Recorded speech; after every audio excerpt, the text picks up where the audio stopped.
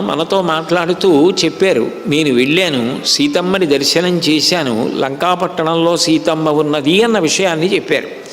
నేను లంకని కాల్చేశాను అని హనుమ చెప్పారు. అక్కడ చాలామంది రాక్షసుల్ని నేను చంపేశానని చెప్పారు. చెప్పిన తర్వాత ఈ మాట చెప్పడానికి మనం రాముడి దగ్గరికి వెళ్ళడం ఎందుకు? అక్కర్లేదు. మనందరం మహావీరులం. ఇప్పుడు మనం వెడితే ఏమవుతుంది? బోలెడంతమంది వానరులని వెంట పెట్టుకుని రావాలి. అవసరమా? నేను లేనా? హనుమ లేరా? జంబవంతుడు లేడా? సుషేణుడు లేడా? నీలుడు లేడా? మనందరం ఉన్నాం కదా.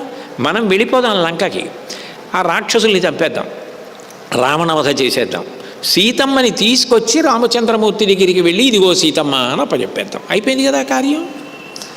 ఇంకా హనుమ ఒక్కరిళ్ళి ఇంత చేసి వచ్చిన తర్వాత మనందరం వెళ్ళి మిగిలిన పని పూర్తి చేసేయకుండా మళ్ళీ ఇప్పుడు అందరం కలిసి రాముడి దగ్గరికి వెళ్ళి రామ సీతమ్మని హనుమ చూశారని ఆయనకి చెప్పి మళ్ళీ రాముడిని, లక్ష్మణుడిని, సుగ్రీవుడిని, వానరుల్ని తీసుకొని మళ్ళీ ఇంత దూరం వచ్చి మళ్ళీ లంకకి వెళ్ళి ఎందుకు?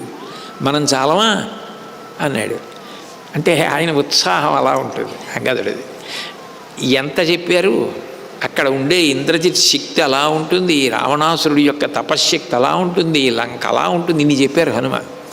చెప్తే జాంబవంతుడు లేచి పెద్దవాడి మాటే, అవతలవారు నొచ్చుకోకుండా రెచ్చిపోకుండా రెండింటిని మధ్యలో కట్టడి చేస్తూ సమన్వయం సాధిస్తారు. అందుకని జాంబవంతుడు లేచి అన్నాడు, నతావదేశామతిరక్షమానో యథా భవాన్ పశ్యతి రాజపుత్ర యథాతు రామస్య మతిర్నివిష్ట తథా భవాన్ పశ్యతు కార్యసిద్ధిం. అంగదా మనకి రాముడు సుగ్రీవుడు ఏం చెప్పారు? సీతమ్మ జాడ కనిపెట్టి రెండని చెప్పారు. నువ్వేమంటున్నావు? వెళ్ళి రావణ సంహారం చేసి సీతమ్మని తీసుకొచ్చేద్దాం అంటున్నావు. అప్పుడు అందులో రాజశాసనాన్ని రామశాసనాన్ని అతిక్రమించడం ఉందా లేదా? వాళ్ళు ఎందుకు చెప్పుంటారు పెద్దవాళ్ళు?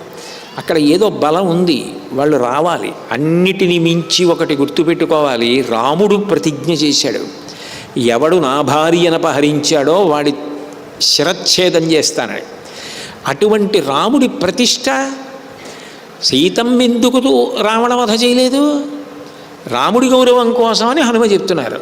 మనం వెళ్ళి రావణవధ చేసేసి సీతమ్మని తీసుకొచ్చేస్తే సీతమ్మ మనసు సంతోషిస్తుందా, రాముడి మనసు సంతోషిస్తుందా? వాళ్ళిద్దరు సంతోషించినప్పుడు సుగ్రీవుడు సంతోషిస్తాడా?